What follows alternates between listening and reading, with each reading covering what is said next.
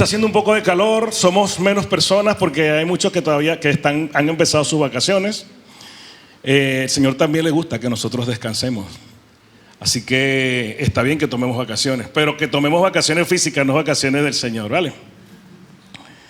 Es posible que alguna vez todos nosotros hayamos vivido situaciones en las que nos hemos visto afectados por la injusticia humana.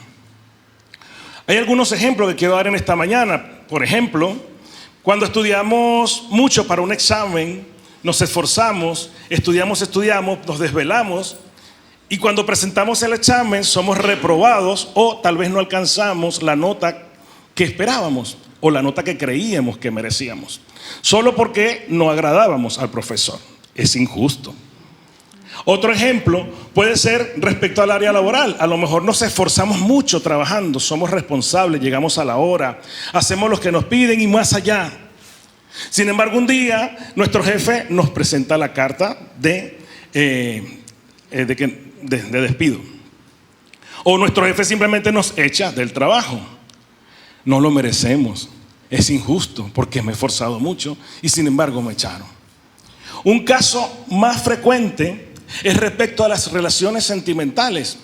Cuando entregamos mucho o entregamos todo en una relación, por ejemplo, una relación familiar, una relación de amistad, una relación de noviazgo, una relación matrimonial, entregamos todo y sin embargo la otra persona se dedica a juzgarnos, a criticarnos, a ver todo lo malo que hay en nosotros. Y lo que es peor, un día termina la relación. No lo merecemos, es injusto. ¿Por qué sucede esto? Bueno, cuando nosotros pasamos por estas situaciones, muchas veces sin pensar en lo que podría venir, actuamos de una manera en que nos defendemos con respecto a lo que está sucediendo. ¿Y por qué nos defendemos? Cuando estamos pequeños se nos enseña que somos merecedores de todo. Entonces siempre tendemos a reclamar lo que consideramos son nuestros derechos y actuamos de manera impulsiva muchas veces y no nos damos cuenta que al actuar de manera defendiéndonos, en realidad no estamos alcanzando una solución satisfactoria para lo que nos está sucediendo. Más aún, a nosotros llegan sentimientos como de tristeza, llegan sentimientos por esta causa, por estos motivos, por estas situaciones, llegan sentimientos de tristeza, dolor, sentimientos de ira, sentimientos de rencor, incluso se pueden transformar en odio y muchas veces en una necesidad de tomar venganza. Porque creemos que nosotros nos merecemos un mejor trato. Y nada de esto nos va a llevar a alcanzar una solución, al contrario. Esto que nosotros sentimos, si les damos rienda suelta a esos sentimientos, si nos dejamos dominar por estos sentimientos, nuestro corazón se daña.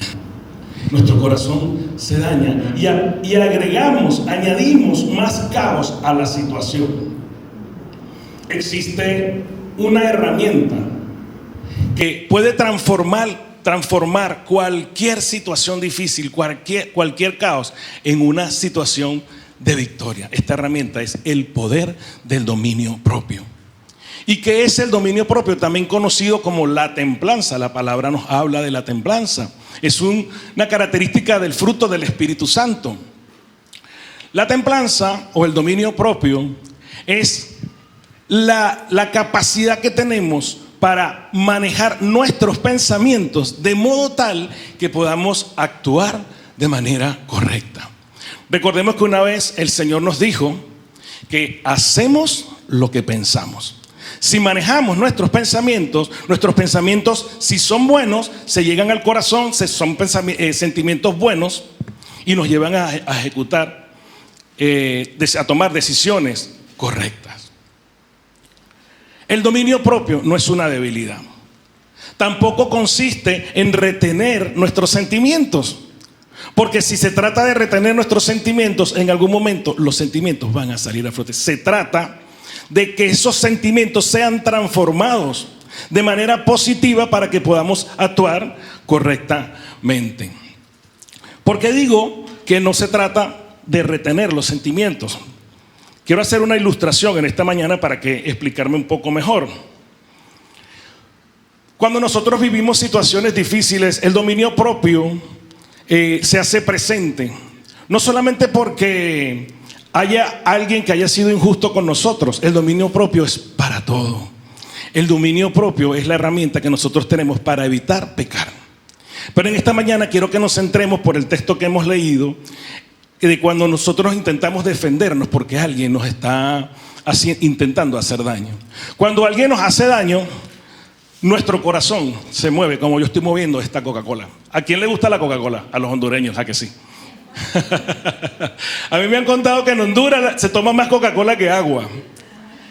A mí también me encanta la Coca-Cola. No esta, me gusta la Coca-Cola cero, para estar más a dieta, ¿no?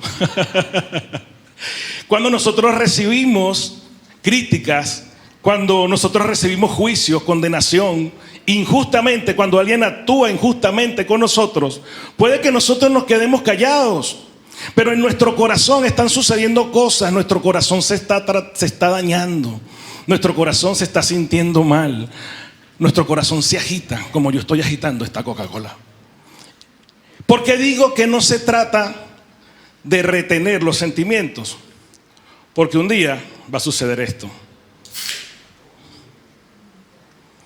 Un día, si retenemos los sentimientos, sucede lo que está sucediendo ahí, un caos. Muchas mujeres ya vieron, ahora hay que limpiarlo, ¿no? La peña de Oré, se ha roto la peña de Oré. Algo así va a suceder el día que explotemos, porque retenemos lo que sentimos por causa de las personas que nos están dañando. No se trata de retenerlos, iglesia. Se trata de manejarlos, redirigirlos para que esos sentimientos que tienen este mismo color oscuro, porque son malos sentimientos, se conviertan en buenos sentimientos. En sentimientos como los que hay aquí adentro. Si a nosotros nos tratan mal, si a nosotros nos intentan dañar, por más que yo agite esta agua, este envase, cuando yo lo abra no va a suceder lo mismo que acaba de suceder. Voy a hacer la prueba.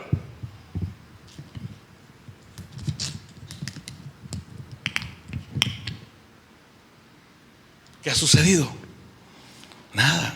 Estos sentimientos se convierten en estos sentimientos. Una Coca-Cola se convierte en agua. ¿Qué les parece? Como el agua se convirtió en vino, ¿no? El Señor es capaz de convertir una Coca-Cola en agua. ¿Cuántos creen eso?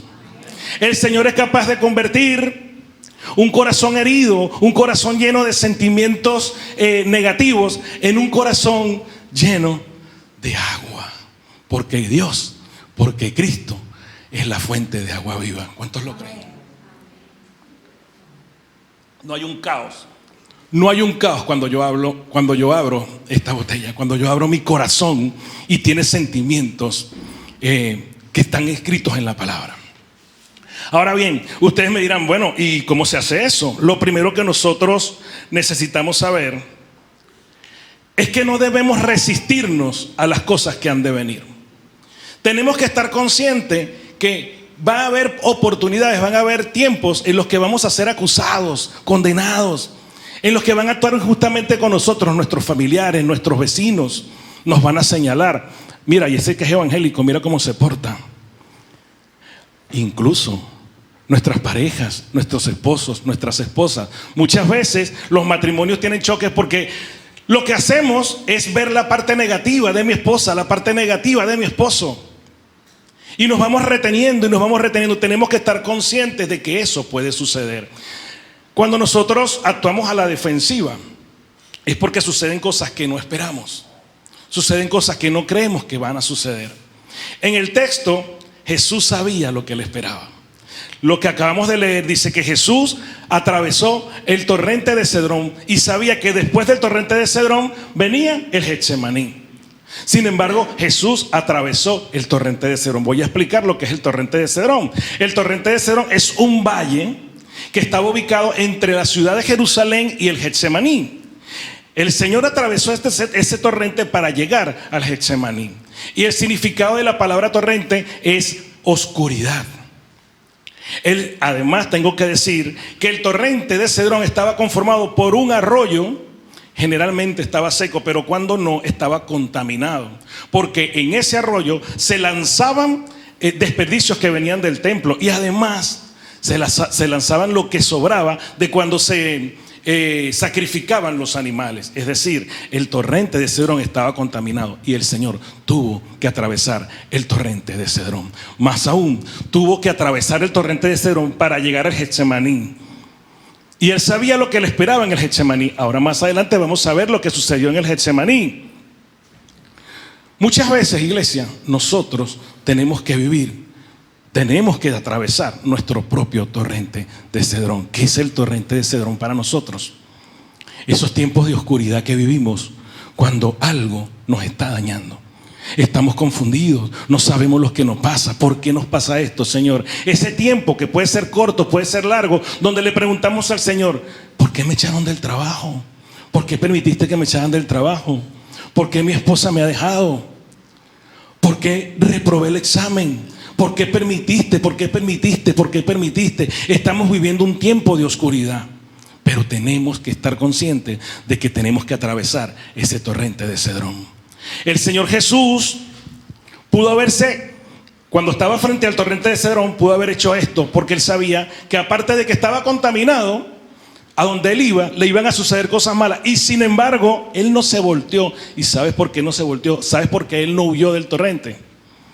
Porque él tenía claro cuál era su propósito. Jesús tenía claro cuál era su propósito. ¿Cuál era, iglesia? Simplemente entregarse en una cruz para que todos nosotros fuéramos salvos, para que se cumpliera el propósito de Dios. El torrente de Cedrón formaba parte del plan de Dios para alcanzar el propósito que él tenía con la humanidad: salvar a la humanidad. Y hemos dicho que el Señor Jesús sabía lo que venía después del torrente de Cedrón. Aquí lo dice, el Señor sabía lo que iba a suceder. Y llegó al Getsemaní. Él atravesó el torrente y llegó al Getsemaní. El Getsemaní es un huerto que está ubicado al este de Jerusalén. Está específicamente al pie del Monte de los Olivos. ¿Qué hay en un huerto, iglesia?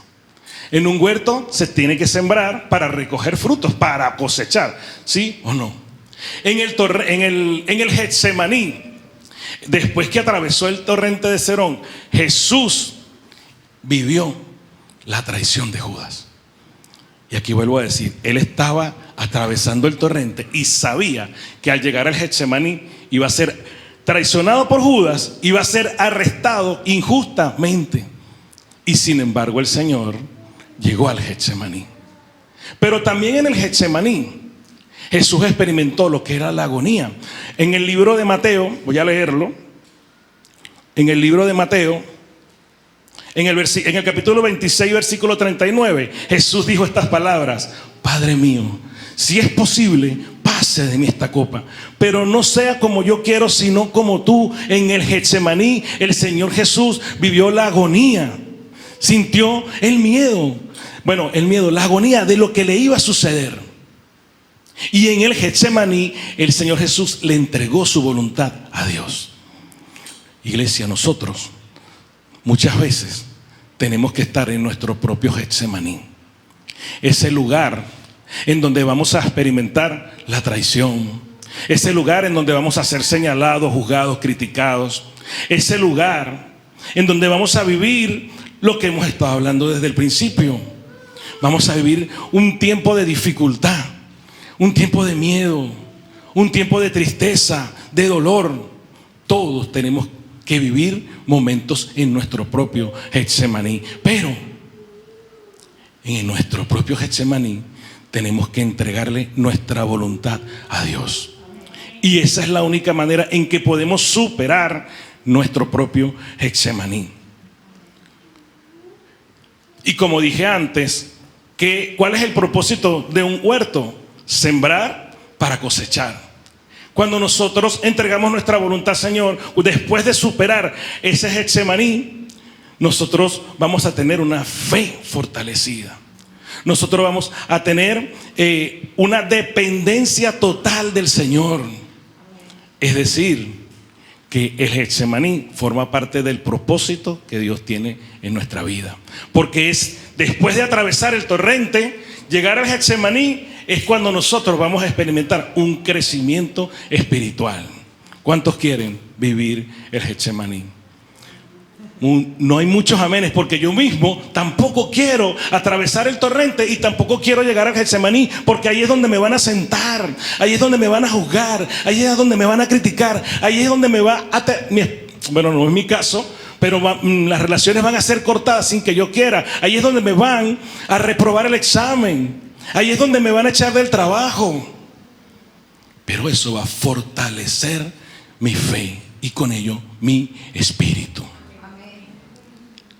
Y cuando decimos que tenemos que entregarle nuestra voluntad al Señor, es porque nosotros no podemos superar ese Getsemaní nosotros solos. Jesús no estuvo solo. De parte de sus discípulos sí, probablemente sí, pero Jesús siempre estuvo con su Padre. Jesús le entregó la voluntad al Padre porque Él sabía que lo que el Padre quería para Él era lo mejor. Lo mismo que sucede hoy en día. Si le entregamos nuestra voluntad a Dios, vamos a tener lo mejor, lo que a nosotros nos conviene. ¿Se acuerdan? Lo que nos conviene. El Señor siempre querrá lo mejor para sus hijos. Cuando le entregamos nuestra voluntad al Señor y decimos nosotros no podemos luchar nosotros solos, es porque la palabra dice lo siguiente, lo voy a leer. En Efesios 6:2. La palabra dice que nuestra lucha no es contra sangre ni carne, sino contra principados. ¿Qué quiere decir esto, pastor? Voy a aclarar lo que quiere decir esta palabra, porque muchas veces he oído opiniones como que las personas no son las que son malas. Todos somos malos, iglesia. En todos nosotros hay maldad. Nuestra lucha no es contra sangre ni carne, porque nosotros no tenemos que luchar contra ninguna persona, nadie contra nadie, porque en realidad las personas están siendo usadas por el enemigo. Cuando las personas intentan hacernos daño, cuando las personas cometen una injusticia con nosotros, probablemente no es la persona siendo usada por el enemigo. Cuando dice que nuestra lucha no es contra sangre ni carne, es porque no hacemos nada defendiéndonos, discutiendo con la persona que nos está intentando dañar. Porque no vamos a ganar, no se trata de ganar. No es contra sangre ni carne.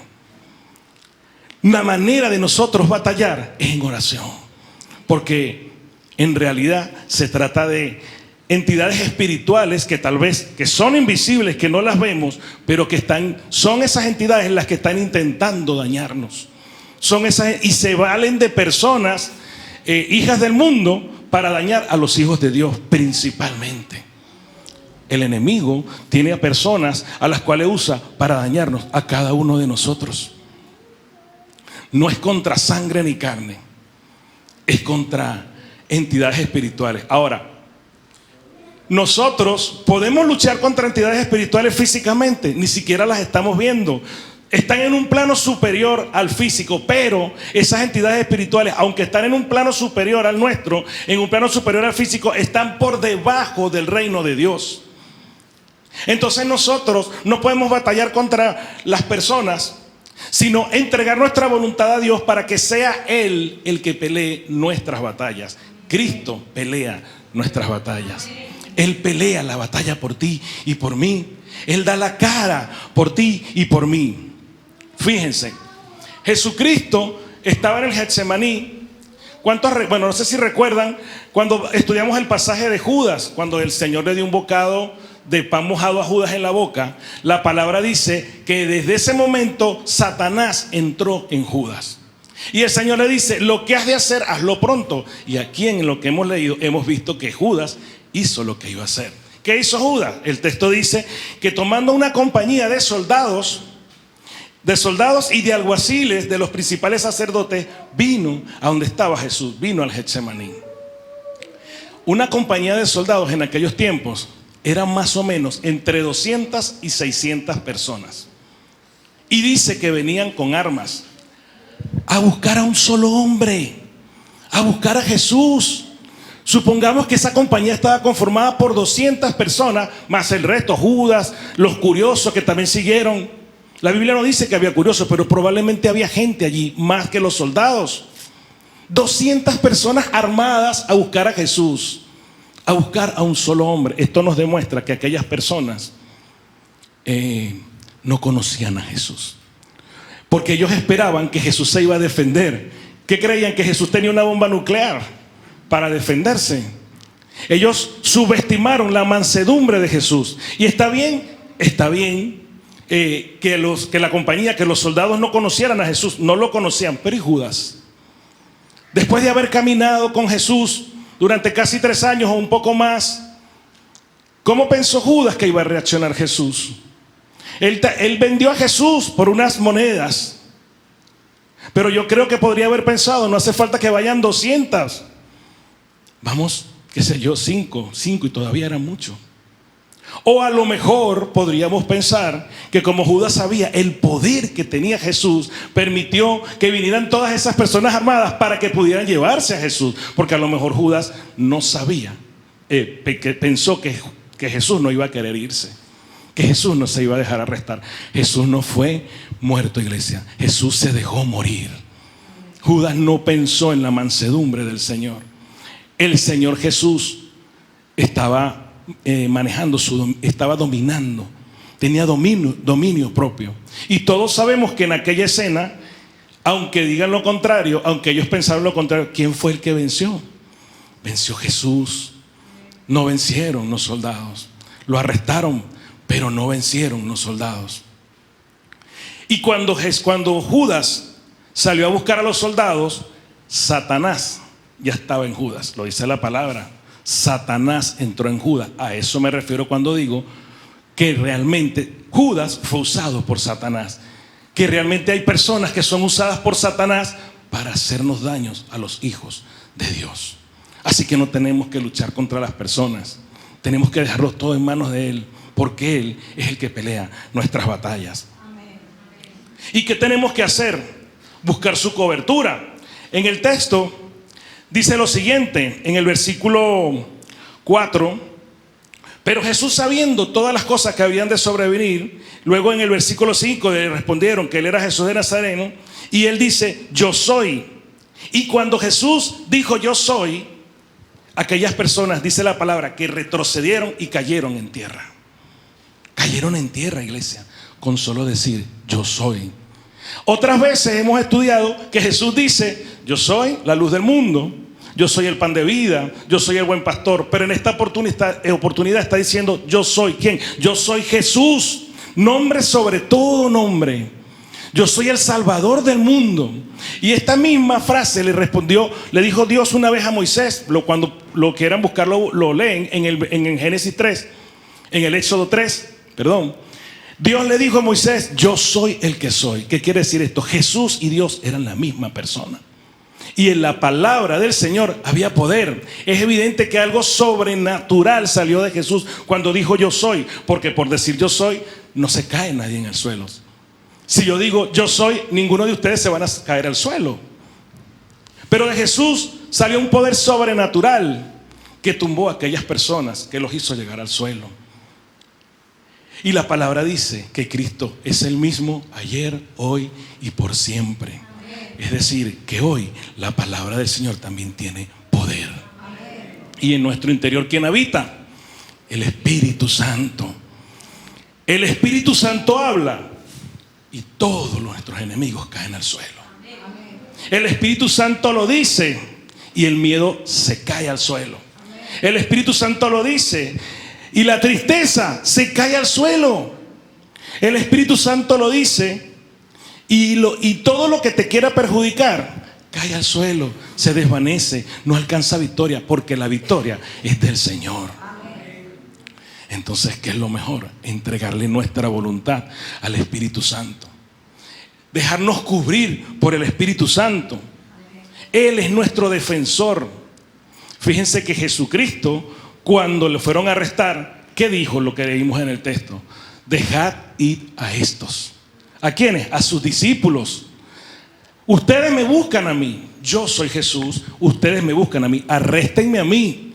pero dejad ir a esto. ¿Qué estaba haciendo Jesús? Estaba intercediendo por sus discípulos. Estaba dando la cara por sus discípulos. Así como el Espíritu Santo da la cara por ti y por mí. El Espíritu Santo es nuestro defensor. Nosotros no tenemos que defender al Espíritu Santo. Es todo lo contrario. Ciertamente la palabra nos dice que tenemos que defender la palabra, pero defenderla ¿de qué manera? Con mansedumbre. Con mansedumbre. Es decir, practicando la palabra.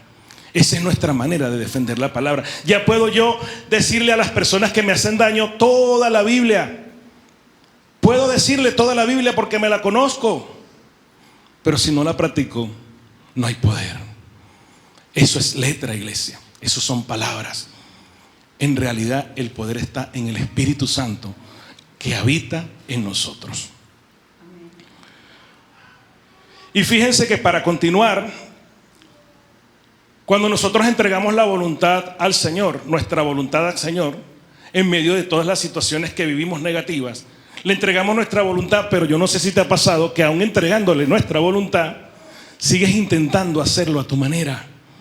Seguimos insistiendo a hacerlo como nosotros creemos. No, pero es que ciertamente el jefe me echó del trabajo, pero yo lo voy a llamar y yo le tengo que decir sus 4 cosas. Está bien, me voy tranquilo, jefe, no pasa nada. Ya me buscaré otro trabajo, pero te tengo que decir que eres un ogro, te tengo que decir que me trataste mal durante toda la vida, te tengo que decir que ya no te soportaba. Lo hacemos a nuestra manera. Y más aún le decimos, pero que sepas que hay un Dios ahí arriba que te va a hacer pagar por todos tus pecados. Lo hacemos a nuestra manera, iglesia. Aún teniendo la posibilidad de que Jesús nos está defendiendo, de que Jesús está intercediendo por nosotros, queremos hacerlo a nuestra manera. ¿Quién lo hizo a su manera? Lo hemos leído. Pedro, el gran Pedro. ¿Se acuerdan del gran Pedro? Es mi personaje favorito después de Jesús, siempre lo he dicho. El gran Pedro, ¿qué hizo? Estaba Jesús diciendo, yo soy, se cayeron al suelo los soldados, y Pedro termina haciendo lo siguiente: saca una espada y le corta la oreja a un señor que se llama Malco. Le corta la oreja. ¿Ustedes saben lo que significa eso? Cortarle la oreja a alguien.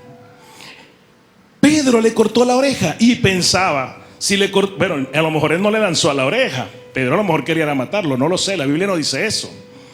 A lo mejor Pedro pensó, si le corto la oreja, pues salen corriendo todos, me tienen miedo, y quedo yo a lo mejor como el que salvó a Jesucristo, el héroe de la película. Pedro, ni tú ni yo somos los héroes de la película, iglesia. Si vamos a hablar de héroes, si vamos a hablar de Superman, que está de moda ahora, el Superman es Jesucristo. Él es el único que tiene todo el poder. No hay más nadie. Y Pedro fue y le cortó la oreja. Pero aquí tengo que aclarar algo. Pedro no actuó con mala intención. Ciertamente todos somos malos, pero Pedro no actuó con mala intención. Siempre lo he dicho, Pedro amaba a Cristo. Pedro amaba a su maestro. En su capacidad humana, Pedro pensó que estaba haciendo lo correcto. Pedro entendió que lo correcto era defender a Jesús a costa de lo que sea. Así tenga que matar a alguien, pues yo lo mato por el Señor Jesús. Él amaba a Jesús, pero amaba con su amor humano. ¿Se acuerdan? Amaba con el amor humano, y el amor humano no es perfecto, es bruto como nosotros. Pedro le corta la oreja y aún así el Señor le dice: guarda tu espada.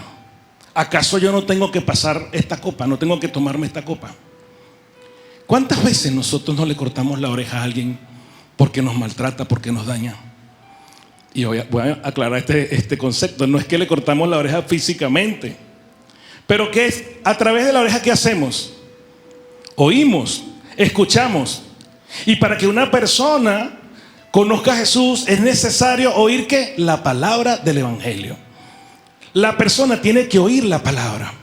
Si nosotros le hablamos a una persona que no conoce a Jesús, y nosotros, que nos viene a hacer daño, y nosotros le respondemos a nuestra manera, le podemos cortar la oreja, porque estamos actuando de acuerdo a lo que nos dice la palabra. La palabra no nos manda a cortarle la oreja a nadie, todo lo contrario. Si nosotros actuamos en contra de lo que esto dice, voy a decirlo de otra manera, si nosotros predicamos lo que dice la palabra, pero actuamos de manera contraria, estamos cortándole la oreja a las personas. ¿Sabes por qué? Porque por más que oigan, no van a querer saber nada de Jesús. Porque van a decir, pero si tú eres cristiano, ¿cómo es que tú me dices todas estas cosas? ¿Cómo es que me levantas la voz? ¿Cómo es que me dices todas esas groserías? Tu jefe te va a decir, pero mira, menos mal que lo eché. Y que era cristiano, pero me está diciendo un montón de cosas. Me está insultando. Estás haciendo lo mismo que tu jefe podría haber hecho por contigo. Te estás poniendo al mismo nivel. El Señor no nos ha llamado a cortarle la oreja a nadie. El Señor nos ha llamado a predicar el Evangelio, a predicar su palabra. Porque ¿cuál es el propósito del Señor? El propósito del Señor es salvar a la humanidad. Y Dios no necesita que nosotros le defendamos. Dios nos defiende a nosotros. Nosotros le entregamos nuestra voluntad. Él hace la voluntad y nos defiende de toda situación en la cual nos parezca injusta. Y ya para terminar, hemos dicho que el Getsemaní es un huerto. Y en todo huerto se siembra, ¿para qué? Para recoger cosecha, para cosechar. ¿Qué estás sembrando en tu corazón, iglesia? ¿Qué estás sembrando en tu vida? Porque si estamos sembrando odio, rencor, falta de perdón, si estamos sembrando deseos de venganza, ¿qué vas a cosechar? ¿Qué creemos que vamos a cosechar? Ahora, si nosotros sembramos lo que la palabra nos enseña, ¿qué vamos a cosechar? El fruto del Espíritu Santo. Y un atributo del fruto del Espíritu Santo, ¿cuál es? Lo dijimos al principio, el dominio propio. El dominio propio podemos usarlo no solo cuando seamos víctimas o cuando seamos afectados por las críticas de otra persona o por el daño que nos hagan otra persona. El dominio propio lo podemos usar cuando tenemos que tomar decisiones para no pecar, para no cometer pecado. Y cada uno de nosotros tiene la capacidad, porque la palabra dice que no se nos ha dado espíritu de cobardía, sino ¿de qué? De amor y de dominio propio, iglesia. Que Dios te bendiga, iglesia. Que Dios nos guarde y que Dios nos ayude a mantener el dominio propio.